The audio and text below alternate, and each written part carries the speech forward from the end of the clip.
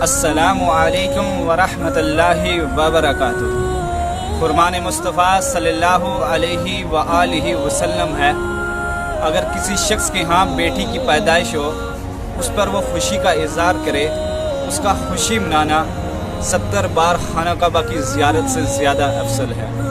کسی علاقے میں ایک شخص کا انتقال ہو گیا، اس کو غسل دیا اور معمول کے مطابق اس کا جنازہ پڑھایا گیا۔ جب تدفین کا وقت پہنچا، لوگوں نے اس کی چارپائی کو اٹھایا۔ چارپائی کا ایک حصہ تھامے ایک شخص وہاں موجود تھا۔ اس نے اعلان کیا کہ میں اس شخص کا جنازہ دفن نہیں ہونے دوں گا۔ جب اس شخص سے پوچھا گیا تو اس شخص نے کہا کہ اس شخص نے میرے 15 لاکھ روپے دینے ہیں، جب تک میرے اس قرض کی ادائیگی نہیں ہوتی میں اس شخص کا جنازہ دفن نہیں ہونے دوں گا۔ لوگ یہ دیکھ کر بہت حیران ہوئے کہ یہ شخص 15 لاکھ روپے کا مقروض ہے، اور یہ ان کی زندگی کا ایک انوکھا واقعہ تھا۔ یہ ایک شرعی مسئلہ بھی ہے کہ اگر کسی شخص کا اگر مقروض ہو تو اس قرض کی ادائیگی اس کے وارث کرتے ہیں۔ ان کے بیٹوں سے رابطہ کیا گیا تو بیٹوں نے مکمل انکار کر دیا۔ بیٹوں نے کہا کہ اس بارے میں ہمارے والد نے ہمیں کبھی نہیں بتایا، یہ بہت بڑی رقم ہے، لہٰذا ہم نہیں دے سکتے۔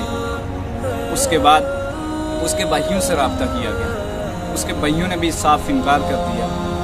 جو بیٹے پوری زندگی اپنے والد کا کھاتے رہے، اگر انہیں غرض نہیں ہے تو ہمیں بھی کوئی نہیں۔ اس کے بعد امام مسجد نے پھر اعلان کیا، اس مجمع کو مخاطب کر کے بولا، کوئی شخص ہے یہاں اس کا دوست یا اس مجمع میں صاحب استطاعت جو اس شخص کا قرض کی رقم کی ادائیگی کر سکے؟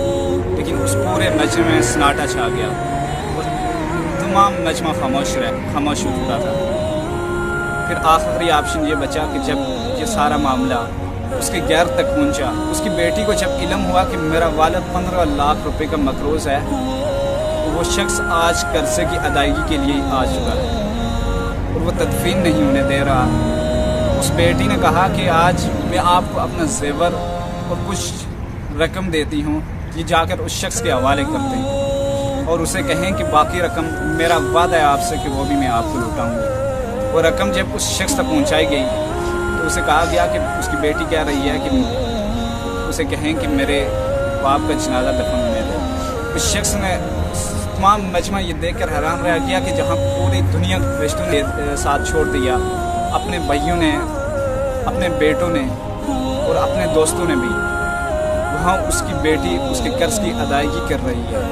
اس سے بھی زیادہ حیران کر دینے والی یہ بات تھی کہ جب اس شخص نے دوبارہ اعلان کیا، لوگوں سنو، یہ میرے ایک دوست کا جنازہ تھا، میں اس کا مقروض ہوں، وہ میرا مقروض نہیں تھا۔